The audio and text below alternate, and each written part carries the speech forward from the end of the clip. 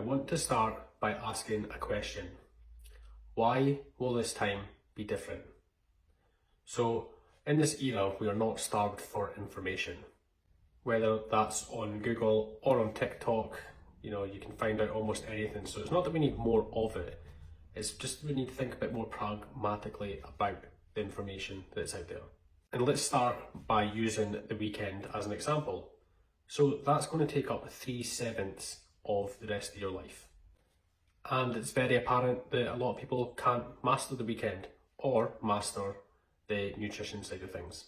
Now, I actually think it's relatively straightforward. Once you kind of understand that it is a little bit unsexy and it's not going to be spectacular, it's just all about managing a little bit of structure and understanding that life isn't one big diet and it's also not a big, massive party. My goal is for people to manage this mindset and merge the two and to be more pragmatic, to use logic and for you to think for yourself. One thing we know for sure is the principle of fat loss is a calorie deficit. We know that for sure, there's undisputable evidence. When I want people to think for themselves and use a bit of logic, what I'm wanting them to do is to get the understanding of when they have a little bit of something that is not on the plan, it doesn't mean that you go, fuck it, and you have it again and again and again and again and again, and then the cycle continues. Then it's back to the restrictive approach and it starts again on Monday. And you see all the time when people set unrealistic expectations of themselves. They think that the calories and macros are a prison sentence and they're like, I am going to follow this to the gram. I'm allocating myself 180 grams of carbs per day. If I go a gram over it, I'm a terrible person. And that means that I fucked up my diet. So what I'm going to go and do is have 3 pizzas at the weekend, 2 bottles of wine, and I'm going to have a big share bag of crisps and everything else that I can consume in that time. And then the cycle starts again and again. It starts again on Monday. This time I won't fuck up. I'm going to have 180 grams of carbs every day. That's the most I'm allowed to have. Or I'm only allowed to have 1,200 calories or 1,400 calories. Oh, I went over it. I then consume thousands and thousands and thousands of calories until the next time I either build up motivation or it starts again on Monday. Now, I always use ranges for calories, and that just allows you a little bit of flexibility control. It allows you to think for yourself on the choices you want to make for you to maintain a healthy body weight and a healthy mindset for the calories that you have. Now, I would highly urge you to start thinking in the mindset of what is the second one going to do that the first one didn't? So, what is the third glass of wine going to do that the first 2 didn't? What is the 5th slice of pizza going to do that the 3rd, 4th, it didn't do? And this is especially true for things like chocolate bars. So what is the 4th or 5th chocolate bar going to do that the 1st, 2nd, 3rd didn't satisfy? Now, you're always going to be in social situations when you're going to have pizza, wine, crisps, chocolate. These aren't bad foods and they're there to be enjoyed. So your best practice is to think about them mindfully and think inclusion instead of exclusion. And we use these foods as an example is because they're hard to manage. And the reason that they're hard to manage is because they don't get you happily full compared to a nutritious meal. So a nutritious meal is going to fill you up and it's also going to give you the benefits along those for being happily full. But a chocolate bar isn't going to do it in the same way. And because these foods are hyper palatable, they drive up the calories fast and it's very easy to quickly get to the point of regret.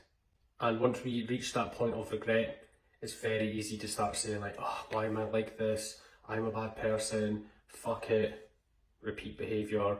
I'm going to start again on Monday, but what if this happens on a Friday? Then it's Saturday and Sunday, the calories. And that's just not a good mindset to be in for obvious reasons.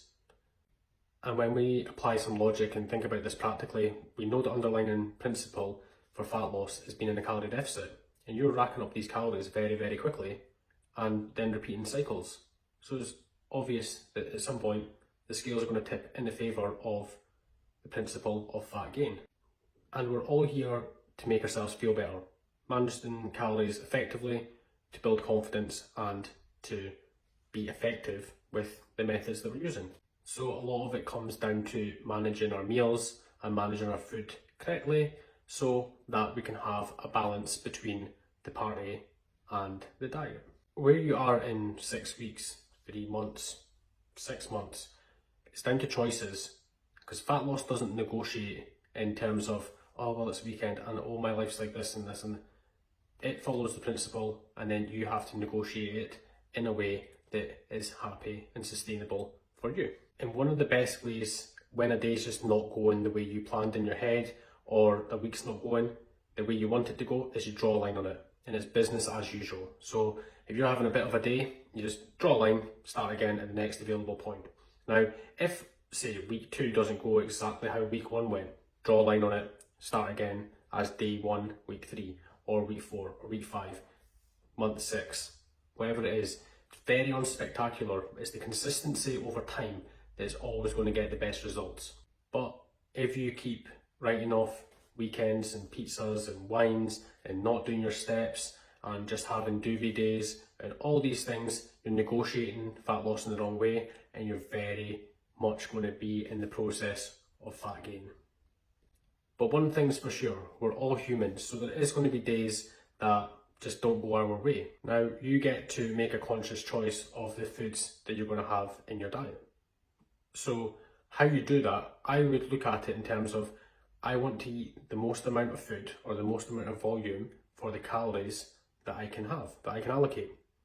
Now, if you want to go and use hyperpalatable foods in there and fill it up there and you're in a deficit, you know, you're spending 1400 calories on one pizza and then don't eat the rest of the day, and that's how you want to do it, probably not going to feel great and not how I would do it, but you can do it. Just because you can doesn't mean that you should. So why will it be different this time? Maybe changing the thought process of managing your calories just a little bit different.